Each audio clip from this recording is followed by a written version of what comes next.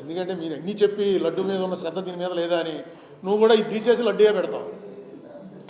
లడ్డు మీద నేను ఏదో చాలా ఘోరం చేసి జగన్మోహన్ రెడ్డి గారికి సర్టిఫికెట్ ఇచ్చేసినట్టు మొత్తం తెలుగుదేశం పార్టీ వాళ్ళు మామూలుగా పూర్వం ఎలా తిట్టేవారో అలా తిట్టేస్తున్నారు. ఇంకా పెరిగిపోతుంది.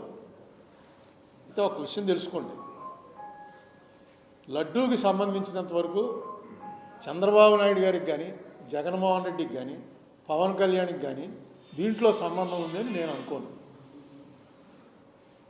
కానీ దీన్ని రాజకీయంగా చేయటం కోసం చంద్రబాబు నాయుడు వచ్చి స్వయంగా ప్రెస్ మీట్లో చెప్పాడు.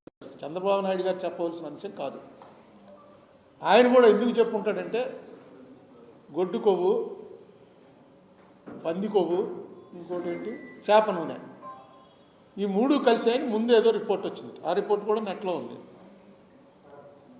ఆ రిపోర్ట్ చూసి ఆయన ఇది మంచి పాయింట్, జగన్ని ఫినిష్ చేయడానికి మంచి పాయింట్ అనుకుని ఉంటాడు ఆయన చెప్పాడు. చెప్పింది కూడా రిపోర్ట్ బేస్గానే చెప్పాడు. ఆ రిపోర్ట్ రాకపోతే ఆయన రాడు. పవన్ కళ్యాణ్ గారు తర్వాత సనాతన ధర్మం, గుడిమెట్లు కడగటం ఇవన్నీ ఆయన చేశాడు. అది కాదని ఇంకోటి వచ్చింది.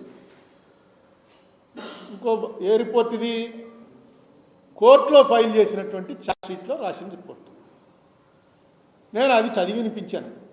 ఆ చదివి వినిపించడంలో కూడా కొంచెం నీరసంగా ఉండి అసలు ముందు మాట చెప్పలేదు. నేను చెప్పాను, ఇంగ్లీష్లో చదివాను. దాని అర్థం చెప్పలేదు. ఏంటి? In the absence of cholesterol. ఏమని రాశాడంటే in the absence of cholesterol ఈ ట్రేస్ లార్డ్ కానీ ఫిష్ ఆయిల్ కానీ ఇవి ట్రేస్ అయ్యేటువంటి అవకాశం చాలా తక్కువ అని ఇచ్చాడు. In the absence of cholesterol అంటే అర్థం ఏంటి? అసలు కొవ్వే లేనప్పుడు అది గొడ్డు కొవ్వ, పంది కొవ్వ, చేప నూనె అని చెప్పేసి కనిపెట్టడం అనేది చాలా కష్టం. అసలు కొవ్వే లేదు, ఇదంతా కూడా పామాయిలో ఇంకోటో కలిపి 400 పేజీల, సుమారు 400 ఉందనుకుంటాను ఛార్జ్షీట్లో. కల్తీ అవ్వలేదని ఎక్కడ చెప్పలా, కల్తీ అయ్యింది. ఆ కల్తీ ఏంటి? అసలు నెయ్యలేదుట, నెయ్యలాగా తయారు చేశారట. ఆ తయారు చేయడానికి నెయ్యి వాసన రావడానికి నీ దగ్గరికి వచ్చి కొన్నాడు. అది పెట్టారు వాళ్ళు. ఛార్జ్షీట్ చాలా డీటెయిల్గా వేశారు. అలాగే ఆ నెయ్యి ఎలాగా దానికి దాని ఏమంటారు ఫ్లేవరు, దానికి ముట్టుకోగానే నెయ్యిలో జిడ్డు తగలడానికి ఏదో ఒకటి వాడాలి. అదేమో కలకట్టాలో పలానా అప్పారావు అన్నవాడి దగ్గర కొన్నారు 210 కోట్లకి, వీడి దగ్గర 170 కోట్లకి ఇది కొన్నారు. ఇవన్నీ కూడా ఛార్జ్షీట్లో రాశారు. రాసి ఇందులో కొవ్వు మాత్రం కలిపారు అన్నది లేదు అన్నారు. ఆ కొవ్వు కలిపారని లేదన్నదానికి నా మీద కోపం వచ్చింది. ఆ తిట్లన్నీ సిబిఐ వాళ్ళకి చెందుతాయి, లేకపోతే ఆ రిపోర్ట్ ఇచ్చిన వాడికి చెందుతాయి. నేను ఎందుకు అన్నానంటే ఆ మాట నాకు పెద్ద ఉపశమనం వచ్చింది. నేను తిరుపతిలో ఎన్నిసార్లు గుండు చేయించుకున్నానో నాకు గుర్తులేదు. అన్నిసార్లు నేను తిరుపతి వెళ్ళినప్పుడల్లా ఆల్మోస్ట్ గుండు చేయించుకుంటాను. తిరుపతి లడ్డు అంటే ఈ మధ్య ఒక 30 ఏళ్ళ నుంచి ఆల్మోస్ట్ ఎవ్రీ వీక్ ఎవరో వాళ్ళు పట్టుకొచ్చి ఇస్తుంటారు. తిరుపతి లడ్డు మాత్రం చాలా స్వార్థంగా వీలైనంత నేనే తినేసి పక్కన ఎవడనంటే చిన్న మొక్క పెడుతుంటాను. ఆ లడ్డు మీరు కూడా చాలామంది అదే టేస్ట్, అది ఎవరో వదిలిపెట్టం. దానికి ఉన్నటువంటిది నేను చిన్నప్పటి నుంచి తింటున్నట్టు నాకేం పెద్ద టేస్ట్ మారినట్టు అనిపించలేదు. సరే, మొత్తానికి కల్తీ జరిగిందన్నారు. కల్తీ జరిగిందన్న దాని మీద మీరు సాటిస్ఫై అవ్వకుండా పంది కొవ్వు గొడ్డు కొవ్వు కలవలేదన్నారు, నా మీద కోపడిపోతే ఎలాగా అన్నమాట. అది చాలా రిలీఫ్.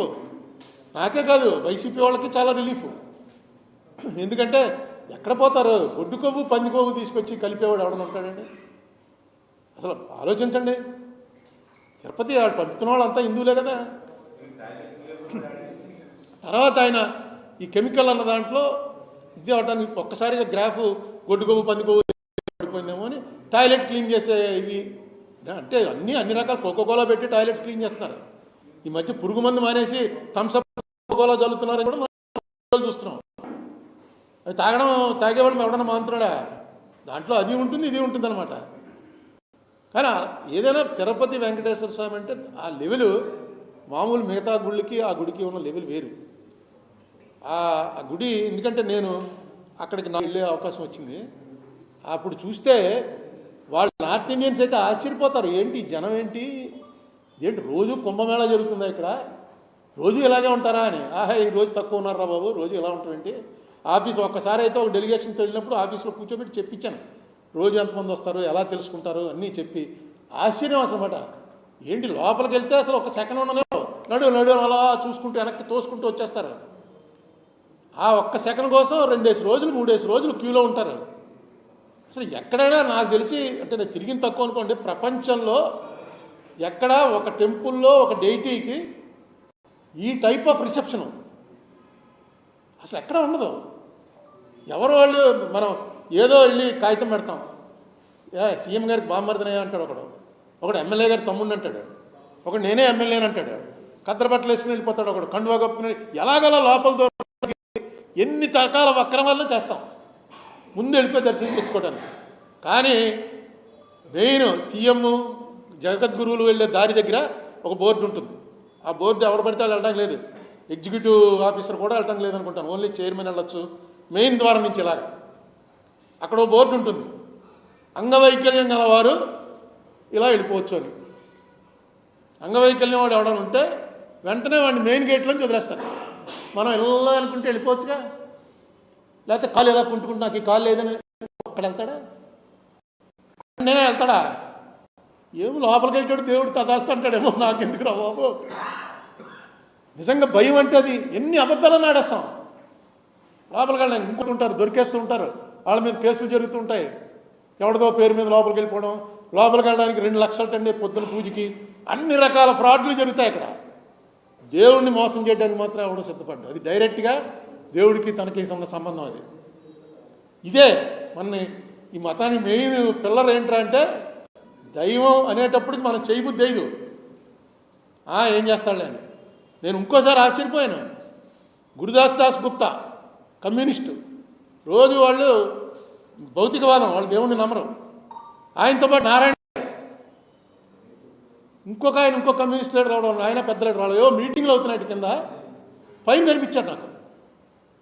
కనిపిస్తే వాళ్ళని అడిగాను, ఏంటిది మీరు అందరూ నాస్తికులు అందరూ వచ్చి ఇందులో జారైపోతున్నారా ఏంటని. అంటే గురుదాస్ గుప్తా చెప్పాడు. గురుదాస్ గుప్తా గారు నాకు బాగా తెలుసు, నన్ను చాలా బాగా అరుణ్ బాబు అని పిలిచేవాడు. ఆయన చెప్పాడు, ఇంత పెద్ద ఇంటర్నేషనల్గా ఎంత పెద్ద ప్రాముఖ్యత ఉన్నటువంటి ఈ ప్లేస్లో మేము కింద మీటింగ్కి వచ్చి ఇక్కడికి రావని ఎలా అనుకున్నావు, నువ్వు చూడడానికి రావని ఎలా అనుకున్నావు. ఖచ్చితంగా this is a part of learning, నీకు తెలుసుకోవాలి ఎందుకు ఎంతమంది వస్తున్నారని. దాని గురించి వచ్చాం మేము. నాకు నిజంగా ఆశ్చర్యపోయింది, నిజంగా కరెక్ట్. పక్కన నారాయణ గారు నవ్వేశాడు, కానీ గురుదాస్ గుప్తా క్లియర్గా చెప్పాడు, ఎంత పెద్దది, దీన్ని తెలుసుకోవాలి కదా మేము, this is a part of our culture. ఆయన కూడా ఆశ్చర్యపోయి ఉంటాడు, ఫస్ట్ టైం వచ్చి ఉంటాడు, మేమంతా అప్పుడు ఎంపీలు. అలాంటి ఒక దీనికి ఏ రకంగా ప్రాముఖ్యత తగ్గించే ప్రయత్నం ఎవరు చేసినా అది కరెక్ట్ కాదు. ఇప్పుడు కెమికల్స్ కలిపారన్నారు, ఖచ్చితంగా యాక్షన్ తీసుకోవాలి. ఖచ్చితంగా దాని మీద అది ఆల్రెడీ అది పొలిటికల్గా మార్చేశారు. చంద్రబాబు నాయుడు గారిది, జగన్మోహన్ రెడ్డి గారిది, ఈయనే కలిపాడని ఆయన వాళ్ళ ఎవరికి సంబంధాలు ఉండవు. అక్కడ అంతా వేరే ఒక ఆర్గనైజేషన్, చైర్మన్, దాని ఎగ్జిక్యూటివ్ ఆఫీసరు, దానికి సంబంధించిన ఆఫీసర్సు, నాకు తెలిసి దాదాపు 10,000 మంది పైన పనిచేస్తుంటారు అక్కడ. దాని బడ్జెట్ ఏంటి, ఆ గొడవ ఏంటి అసలు, అది వెంకటేశ్వర స్వామి నడుపుతున్నాడు తప్ప మామూలు వాళ్ళు ఎవరు నడపలేం. వెంకటేశ్వర స్వామి స్వయంగా నడుపుతున్నాడని మనం అనుకోవాలి, నమ్మాలి. ఏదో ఒక అద్వితీయ, నువ్వు వెంకటేశ్వర స్వామిని నమ్మకపోతే ఏదో ఒక అద్వితీయ శక్తి నడుపుతుంది. లేకపోతే ఏంటంటే మనకి చిన్న క్రౌడ్లో మన పుష్కరాలు అయితే టకామని మీ అందరి కళ్ళ చచ్చిపోయారు. ఉత్తినే అక్కడ మెట్టుందన్న సంగతి తెలియకుండా ఓపెన్ చేశారు, టబా పడిపోయారు అంతే. అంత చచ్చిపోయేంత క్రౌడ్ కూడా లేదు, తోపిడిలో చచ్చిపోయారు. ఆ రోజున ప్లాస్టిక్ బాటిల్లో వాటర్ కనుక అలౌ చేస్తుంటే మీరే బతికించేద్దరు చాలామందిని. ఒకళ్ళో ఇద్దరిలో బతికించారు కూడా, పక్క తీసుకెళ్ళి అంటే నీళ్లు పట్టి. కానీ నీళ్లు ప్లాస్టిక్ బాటిల్లో తేకూడదు అన్నారు. దాంతో అందరి దగ్గర లేక ప్రతి వాడి చేతిలో ఒక బాటిల్ ఉండు. వాటర్ ప్లాంట్ అయితే ఏదిగినా నేను స్వయంగా తిరుపతి కొండ మీద తొలిలో యాక్సిడెంట్ జరిగింది, హాస్పిటల్కి తీసుకెళ్లారని నేనైతే వినలే. మీరు ఎవరైనా విన్నారా? ఇంటే ఎక్కడైనా జరిగి ఉండొచ్చు. కింద ఇవన్నీ ఇలాంటివే, పుష్కరాలు లాంటి సడన్గా గేట్లు తీయడం.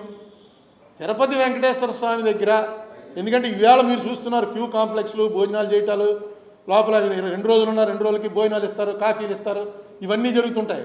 కానీ మేము వెళ్ళినప్పుడు ఫస్ట్ నుంచి నేను నాకు 8వ ఏట ఎప్పుడో ఫస్ట్ గుర్తు నాకు వెళ్ళింది. అంతకుముందు గుర్తు తెలియకుండా ఎప్పుడు వెళ్ళానో తెలియదు. కానీ అప్పుడు నేను చూస్తున్నాను కళ్ళ ముందే ఇవన్నీ కట్టారు. అంతకుముందు వేలు లేవు, క్యూలో నిలబడ్డమే మామూలు మిగతా గుళ్ళలాగా. రోజుకి 5,000 మందో 10,000 మందో ఉండేవారు అంతే. అప్పుడు కూడా ఎప్పుడు జరిగినట్టుగా నాకైతే తెలియదు.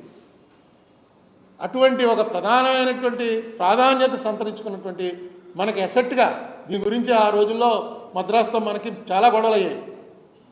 తిరుపతి ఎలా ఇస్తారు మీరు, దాని పేరే తిరుపతి, తిరు అంటే అది మద్రాసు మాట, అది ఇవ్వడానికి తిరువాన్కూరు ఉంది, తిరుచినాపల్లి ఉంది, అలాగే తిరుపతిని వాళ్ళు గొడవ చేశారు. చేసినప్పటికీ ఆ రోజు చెన్నై వదిలేస్తున్నాం అన్న కారణం ఉండొచ్చు, చెన్నై వదిలేస్తున్నాం అన్న కారణం ఏదో కారణం మీద తిరుపతి అనేది మనకి భగవత్ శక్తి వల్లే వచ్చింది అనుకుంటాను నేను. ఆ వెంకటేశ్వర స్వామి కూడా హాస్పిటల్స్ పెట్టారు, కాలేజీలు పెట్టారు, యూనివర్సిటీలు పెట్టారు. ఆ వస్తున్నటువంటి డబ్బు అంతా కూడా అనేక మందిని జీవనోపాధి కల్పించే పరిస్థితిలోకి వచ్చింది. దాని మీద ఏం జరిగినా కరెక్ట్గా చర్యలు తీసుకోవాలి. నేనేంటంటే గొడ్డుకోవు పందికోవు అనేటప్పటికి ఒక్కసారిగా మనకు వాటి మీద ఉన్నటువంటి మెయిన్ గొడ్డు మాంసం అనగానే విపరీతమైనటువంటి ఒక ఎలర్జీ ఉంది. అది తరతరాలుగా మనకు వచ్చేస్తుంది, జెనెటిక్గా వచ్చేసింది. ఆవులను చంపుతాడు అనేటప్పుడు మనకు తెలియకుండానే మనమేం బీజేపీ వాళ్ళో లేకపోతే గో సంరక్షణ సమితో ఆర్ఎస్ఎస్ హిందుత్వ ఏం అవ్వక్కలా, అది ఒక పార్ట్ ఆఫ్ అవర్ లైఫ్ అయిపోయింది. దాన్ని తీసుకొచ్చి ఇది వాడడం చాలా తప్పు. ఏదైనా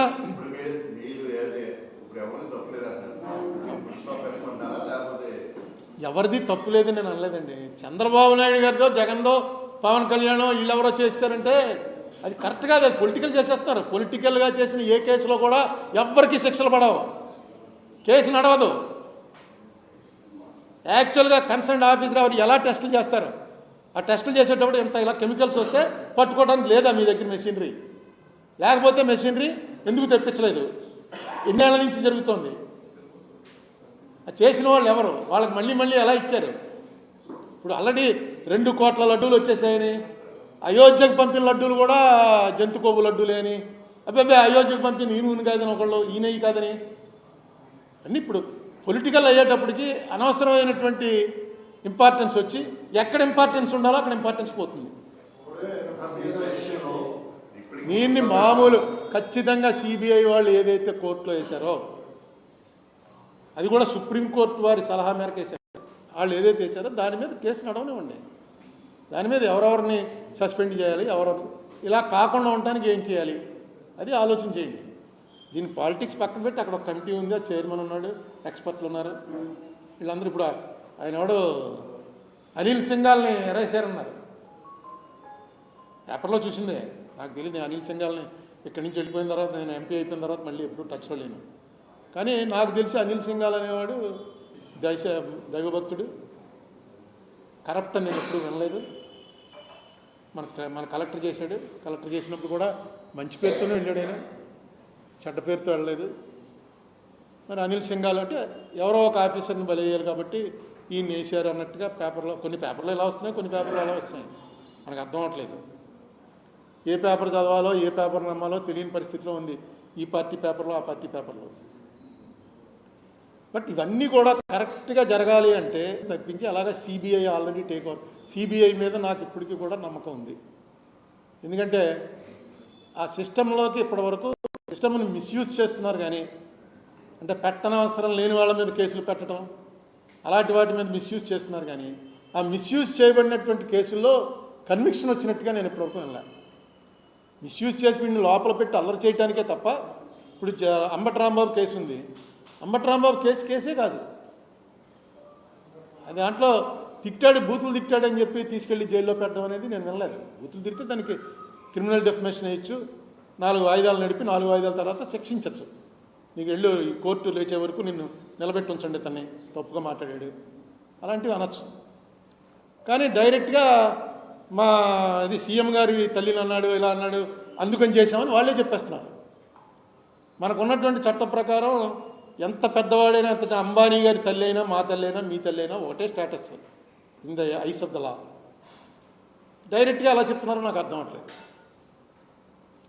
ఇది వెంజెన్స్ పాలిటిక్స్. ఆయన వాడాడు ఇన్ని, చంద్రబాబు నాయుడిని జైల్లో పెట్టినప్పుడు సిద్ధార్థ లోదరావు వచ్చి పదం వాడాడు, రెజీమ్ రివెంజ్ అన్నాడు. జగన్మోహన్ రెడ్డి చేస్తున్నది రెజీమ్ రివెంజ్, అంటే అధికారంలోకి రాగానే వాళ్ళ కక్ష తీర్చుకుంటున్నారు, రెజీమ్ వచ్చింది కదా వాళ్ళు రివెంజ్ తీర్చుకుంటున్నారని. మరి ఇది కూడా అదేగా, ఇది రెజీమ్ రివెంజ్. మీరు అధికారంలో వచ్చారు, మీరు కక్ష తీర్చుకుంటున్నారు. దీనివల్ల జగన్కి ఏం జరిగింది? జగన్కి ఏమన్నా ప్లస్ అయిందా? మీకు అవదు. మీరు రివెంజ్ తీసుకున్నట్టుగా తెలిసిపోతుంటే ఇంకేంటి? మొన్న అయిపోయింది వచ్చేస్తున్నాడు రేపని చెప్పిన తర్వాత మొన్నాడు ఏదో ఎప్పుడో కేసు, ఇప్పుడు వీళ్ళు మొదలెట్టారు కేసులు పెట్టడం. పోలీస్ స్టేషన్కి వెళ్ళి ఒక ఎఫ్ఐఆర్ రాయించి ఆ ఎఫ్ఐఆర్ తీసుకున్నట్టు ఒకటి ఇవ్వండి అంటే ఇచ్చి తీరాలి పోలీస్ స్టేషన్లో. నన్ను పలానా అప్పారావు అనేవాడు బూతులు తిట్టాడు అని ఆ బూతులు మన ఇష్టం వచ్చి రాసిస్తారు. రేపు జగన్ గవర్నమెంట్ వచ్చాక ఇవి బయటికి తీస్తారన్నమాట. ఎలా తీస్తారా ఇవన్నీ కూడా ఎప్పుడో ఇచ్చినంటే మీరు తీశారుగా 23లో సంక్రాంతికి ఏదో లాటరీ టికెట్లు నడిపాడు అన్నది ఇప్పుడు తీశారుగా, మేము తీస్తూ ఉంటారు. అసలు గవర్నమెంట్ పరిపాలనలోకి వచ్చేది ఈ గొడవ కోసమా? రెండాలు ఒకళ్ళు కమ్యూనిస్టులు అండి, ఒకళ్ళు బీజేపీ అండి, ఈ సిద్ధాంతాల మీద పోరాటాలండి కొట్టుకుంటున్నారని అనడానికి లాస్ట్ మినిట్లో మీరు కేసులు ఇట్టిన వాళ్ళందరూ వచ్చి మీ పార్టీలో చేరిపోవచ్చు. ఈవేళ బూతులు తిట్టిన వాళ్ళందరూ వెళ్ళిపోయి ఆ పార్టీలో చేరిపోవచ్చు. అవి కూడా చూస్తున్నాం కదా. ఇది ఓన్లీ అధికారం కోసమే. ఎందుకు ఇలా చేస్తున్నారు, ఎందుకు ఈ లెవెల్కి వెళ్ళిపోతున్నారో నాకైతే అర్థం అవట్లేదు. ఇప్పుడు మంచి పనులు ఇప్పుడు మొన్న నేను నిజంగా చాలా హ్యాపీ ఫీల్ అయింది ఏంటంటే, మొన్న లోకేష్ ఇప్పటివరకు చేసిన వాటిలో చాలా మంచి పని ఏంటంటే, ఎవడో కోవా అమ్ముతున్నాడని వలి అయిన అతన్ని ఈ యూట్యూబర్స్ అనుకుంటాను, యూట్యూబ్ ఛానల్స్ ఎవరు గొడవ చేశారు. ఆ గొడవ చేసింది ఎక్కడో ఇది వచ్చింది, నేను చూడలేదు అసలు. ఈయన వల్లితోటి నేను అతని దగ్గరికి వెళ్ళేది ఏదో తింటాను